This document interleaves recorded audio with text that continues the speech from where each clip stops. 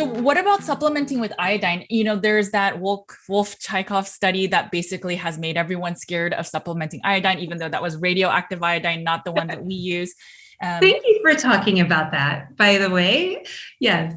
Yeah. And so, yeah, I mean, I tend to bring up a lot of controversial things, I guess, but, what's your opinion with supplementing with iodine? Is it something we should be scared of if we suffer with thyroid imbalances? It is one of my biggest crutches that I use in reversing thyroid conditions, and that includes Hashimoto's. So yeah, the thyroid really needs a lot of iodine. And what you said is absolutely correct. The study that made everyone afraid was from a form that is toxic. No one should be having that. There are many different types of iodine, but the iodine that belongs in our body, that's in kelp and seaweed and other things, is incredibly important, not just for the thyroid, honestly, for every cell to work.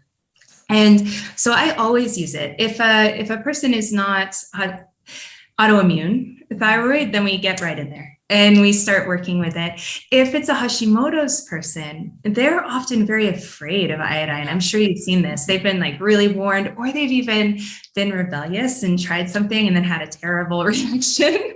And that's often because if someone is deficient in iodine already and they start taking iodine, it's going to start displacing the other chemicals from the cell. So the bromide, the fluoride, and the chlorine, and especially the bromide is typically what I see.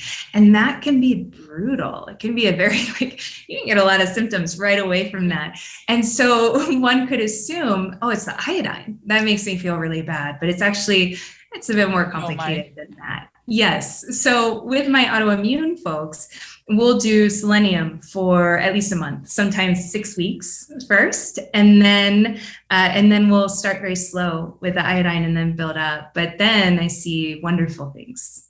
Yeah. I had a client that was doing carnivore and she kept losing her hair and started feeling hypothyroid symptoms.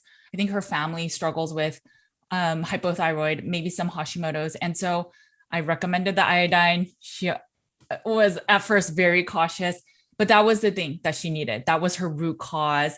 And so now she's a big advocate for iodine, and she's healing and she feels wonderful on a carnivore diet. And it was the thing that she needed. And so now she supplements, I think even 50 milligrams. And we think that's so much, but I read something somewhere where it said up to the mid 1900s, because I think the Wolf-Chaikoff study came out 1948. So before then, doctors used to recommend iodine, and they used to recommend 1 gram of potassium iodide, which has like 700-800 milligrams of iodine. And that was normal back then. And when a kid had a sinus congestion or a viral load, they would give like 5 drops of maybe, 6 milligrams of iodine in their orange juice.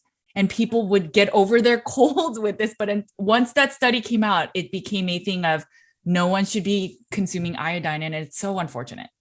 It is so unfortunate. And I have to wonder if it's not leading to some of the compromised health in our youngest generation, because iodine is incredibly important in the first trimester for proper development of the fetus and especially proper brain development. And we're having all of these neurological issues with our children, and we don't have much iodine in our food. The iodine in salt, evaporates after about 10 days. So we don't have a great source of it. And especially as we go more and more plant-based as a society, we're not going towards things like kelp. We're going to like corn. So we're really, I think, quite low. And back in the day, iodine, there was almost religious fervor about it because it had reversed all of these conditions that they thought were mental. It used to be that when you had a thyroid condition, it obviously affects the brain and your mood so much that many people would end up in the mental institutions. And when they figured out that you could use iodine, it freed up all this space in the mental institution. Wow. And so it was used quite widely. And it's interesting because really at the turn of the century, we were getting on to a lot of things. Glyconutrients were being used to regulate the immune system, and iodine, and we had some really wonderful remedies. And then antibiotics came out, and that was amazing. because we had just had the yellow fever pandemic and the Spanish flu, and now you could save your family members. So we didn't know about the long-term consequences. We didn't know about the other things, but it just kind of accidentally everything else that actually worked very, very well.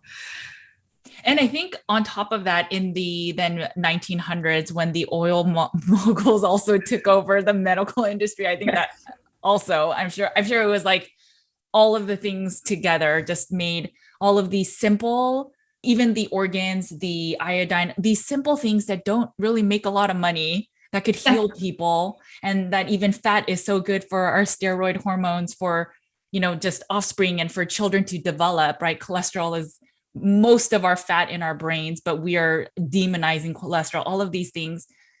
It's just unfortunate, because a lot of these things are really free. And if we could just eat it in our foods and maybe supplement a little bit of iodine, and they can be life-changing things. I had a client that was not even 18, and she was diagnosed with Hashimoto's. She didn't even clean up her diet 100%. So she eats kind of clean, but she still eats grains and, but she is now taking some iodine, and it has changed her life, where she was completely depressed.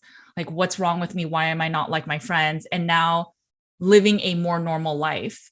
And and she didn't even make the big changes in the diet. And granted, she's young and she probably will need to, but it was the iodine that made the biggest difference for her mental health. It's incredible. It's incredible. And some people are lucky in that way. They're just not as damaged. And so they'll recover with much less intervention. And that's wonderful. But you're right. It's all of these things really could be done at home with the same price as buying groceries. And we could be reversing just impossible conditions without spending any extra money. Right.